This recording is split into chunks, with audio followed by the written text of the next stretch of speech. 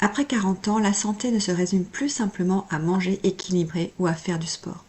Le stress, le sommeil, les hormones, le système nerveux, l'inflammation et le métabolisme influencent profondément votre énergie et votre bien-être. Dans cet épisode, je vais vous expliquer pourquoi une approche globale change tout. Respire, ressent, transforme, le podcast pour reprendre votre santé en main après 40 ans. Fatigue persistante, stress chronique, prise de poids inexpliquée, déséquilibre qui s'installe avec le temps, passage par la périménopause ou peut-être déjà la ménopause. Et si tout cela n'était pas une fatalité? Je suis Nadine Barr, naturopathe fonctionnelle et biohack, professeure de yoga et facilitatrice en breathwork. Ma mission, accompagner les femmes de 40 ans et plus à quitter la fatigue, le stress, à retrouver un poids de forme, à corriger leur déséquilibre et à optimiser leur santé pour avancer sereinement dans cette nouvelle étape de leur vie.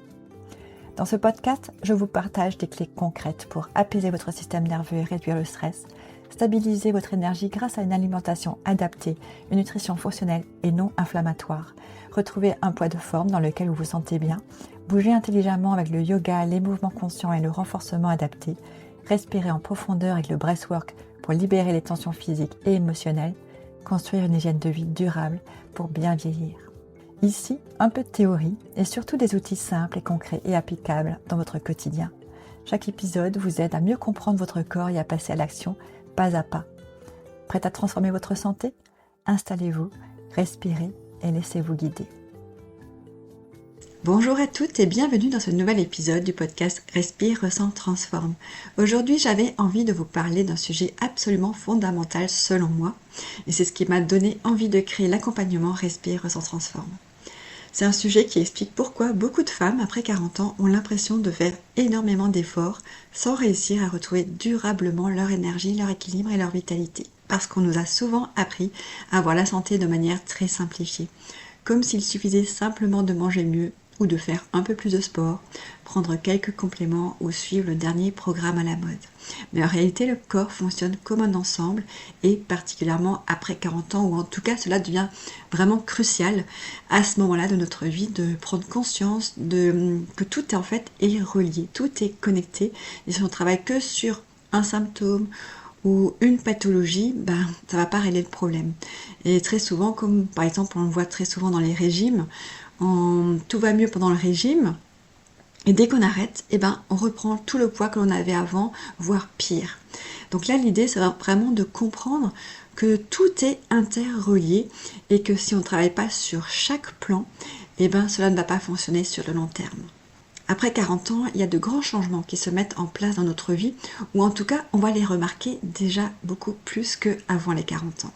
C'est une période où on va avoir des soucis, par exemple au niveau du système nerveux, des hormones, des problèmes de sommeil, un stress qui va être beaucoup plus difficilement gérable.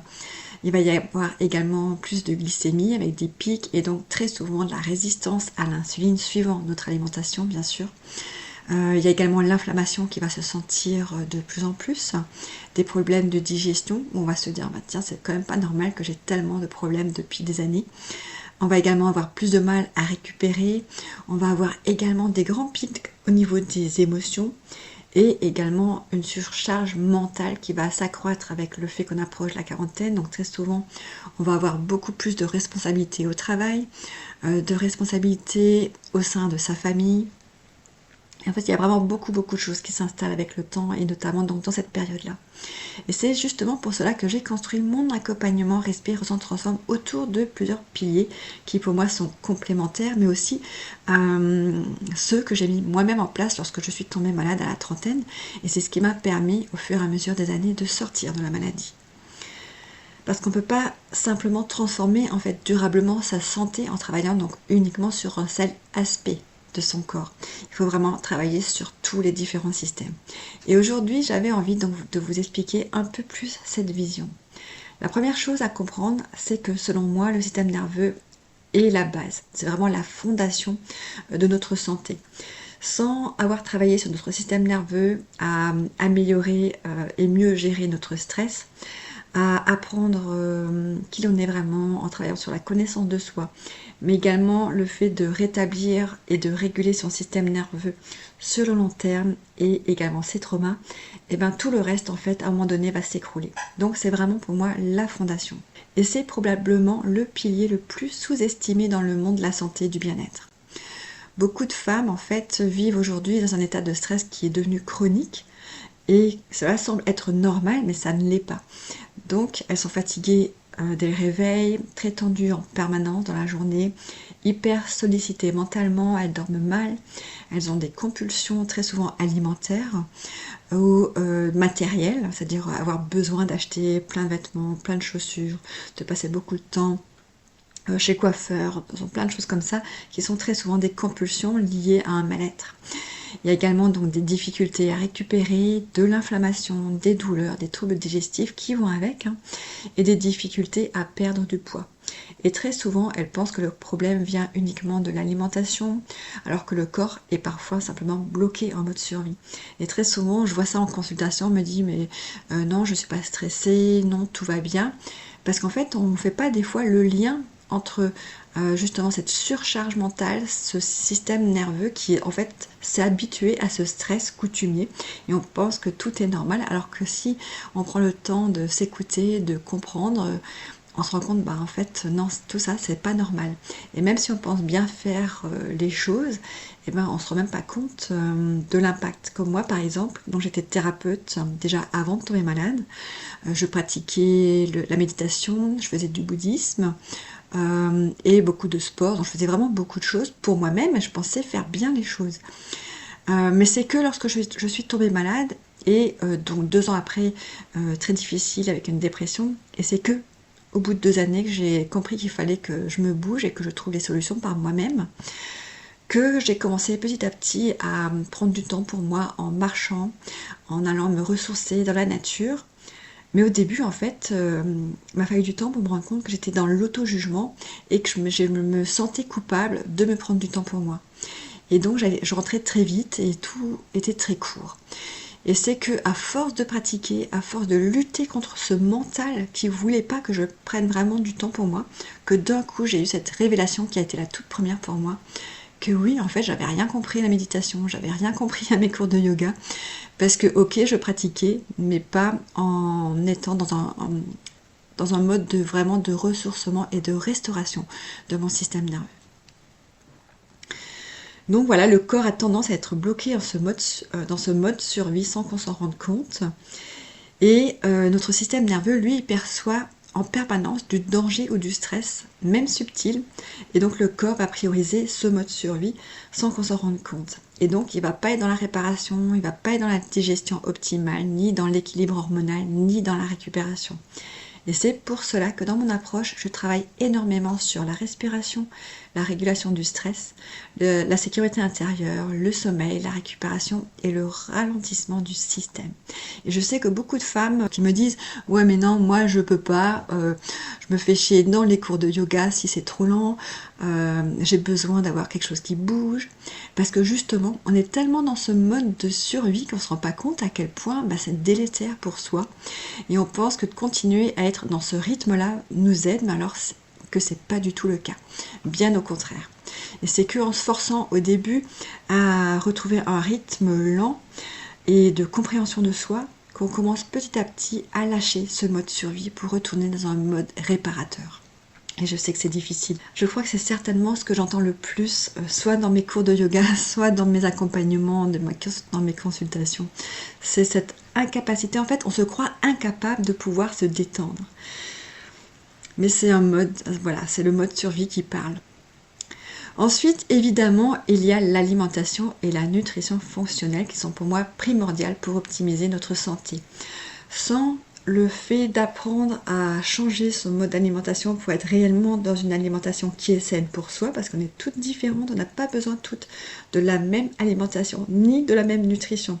Alors la nutrition, c'est plutôt tout ce qui concerne les macro et micronutriments, et également l'assimilation et le mode de fonctionnement de notre métabolisme.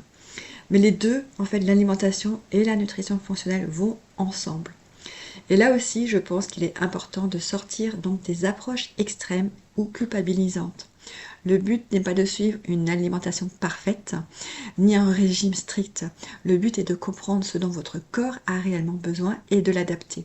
Parce que l'alimentation va donc influencer notre énergie, notre glycémie, les hormones, l'inflammation, le cerveau, l'humeur, la digestion, la satiété, la récupération. Je vais m'arrêter là parce que la liste, elle est longue. Le corps a besoin de bons matériaux pour fonctionner correctement. Donc après 40 ans, cela va devenir encore plus important, puisque justement, avec la périménopause, et puis ensuite la ménopause qui s'installe, il y a tellement de choses qui changent dans notre corps, dans notre énergie, dans notre mental et dans nos émotions. Parce que le métabolisme change, les hormones vont évoluer, la masse musculaire va diminuer, donc ça commence déjà vers la trentaine. La sensibilité au stress augmente, et donc la récupération va devenir beaucoup plus lente et difficile. Donc c'est aussi pour cela que je parle beaucoup d'hygiène de vie, de biohack, parce que pour moi les biohacks, c'est en fait tout ce qui est fondamental et tellement facile à changer rapidement. Donc ça aussi, ça fait forcément partie de mon accompagnement. Et quand je parle de biohacking, je ne parle pas forcément de choses extrêmes ou compliquées. Je parle surtout des bases que beaucoup de personnes ont perdues aujourd'hui, c'est-à-dire le sommeil réparateur, la lumière naturelle, les rythmes circadiens, les routines, les moments de récupération, l'exposition à la lumière, au soleil, à la nature. C'est le respect des rythmes du corps. Ça englobe tellement de choses. Et on a malheureusement perdu toutes ces habitudes, tout ce mode de vie, toute cette hygiène de vie en fait. Et donc les petites habitudes quotidiennes ont un impact immense sur notre physiologie. Et rien qu'en changeant ces petits détails qui sont tellement pourtant simples à modifier, qui ne demandent pas beaucoup de temps dans une journée, et ça va déjà changer énormément sur notre métabolisme et notre santé. En fait, on ne se rend pas compte à quel point les petits détails améliorent notre santé. Et donc, parfois, certaines femmes cherchent des solutions qui sont très compliquées alors que leur corps manque surtout simplement d'un bon sommeil, de récupération et de stabilité. Ensuite, il y a également un point important, le mouvement.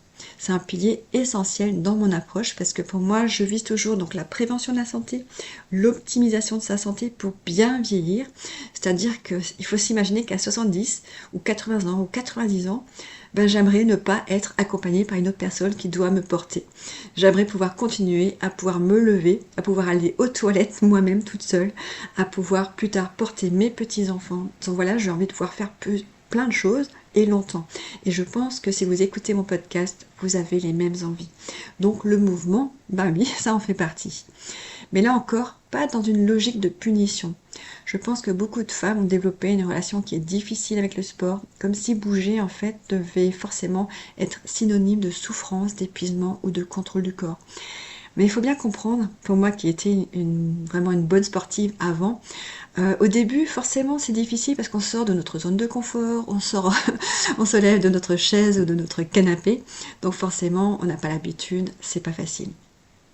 Mais une fois qu'on a compris comment bien se positionner, comment adapter les positions à soi, parce que forcément on a chacune notre propre morphologie et c'est important de le comprendre. Moi je l'ai compris ça il y a de nombreuses années lorsque j'ai dû faire des scanners de mes hanches parce que je faisais beaucoup de tendinite et j'avais beaucoup de douleurs et aussi parce que j'avais découvert à l'époque que j'avais une maladie des os et donc voilà, j'ai passé pas mal de tests à l'époque et je me suis rendu compte par exemple, alors c'est un petit détail, mais que mes hanches se terminaient en pointe, la pointe touchait mon tendon qui faisait que ça usait mon tendon et donc ça créait des douleurs.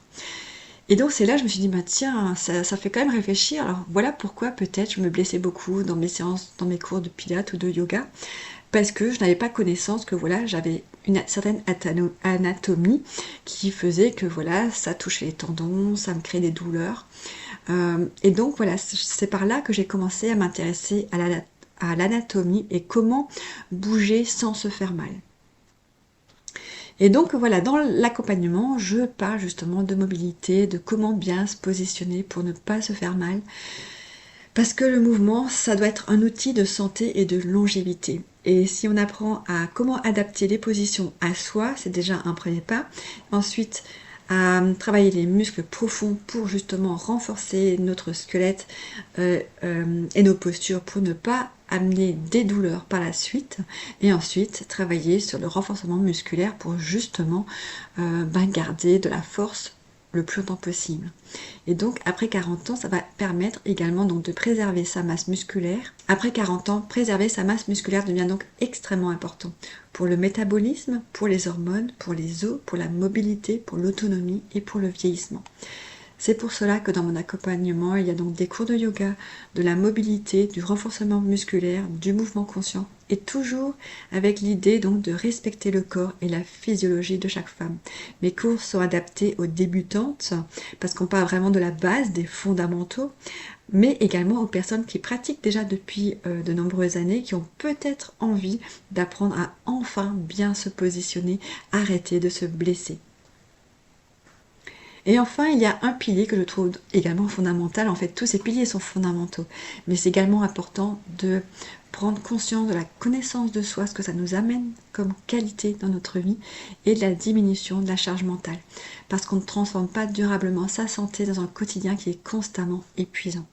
Beaucoup de femmes vivent vraiment avec une surcharge qui est permanente.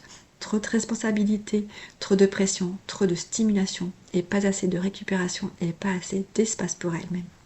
Et parfois le corps donc finit simplement par dire stop. C'est très souvent là où malheureusement on tombe malade.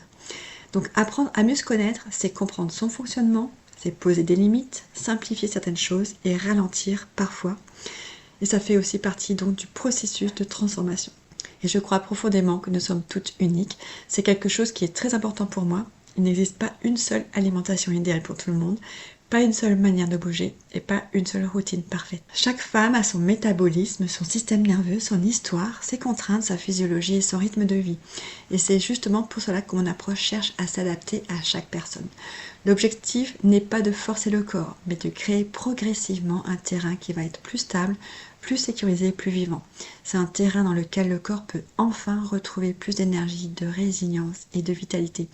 Donc si aujourd'hui vous avez l'impression de faire beaucoup d'efforts sans voir les résultats que vous aimeriez, j'aimerais vraiment que vous reteniez ceci. Votre santé ne dépend probablement pas d'une seule chose. En fait, pour moi j'en suis certaine l'ayant vécu, parce que c'est ce qui m'a aidé à moi de sortir de la maladie et enfin de retrouver un équilibre.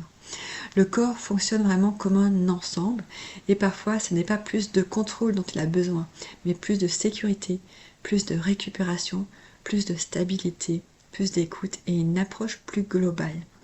J'espère que cet épisode vous aura aidé à mieux comprendre ma vision de la santé et l'approche Respire, Ressens, Transforme. Et si cela vous parle, n'hésitez pas à partager cet épisode autour de vous ou à venir me retrouver, soit dans l'accompagnement, soit dans une consultation one-one, soit sur mes différents réseaux sociaux. Je vous souhaite une très belle journée et je vous dis à très bientôt pour un prochain épisode.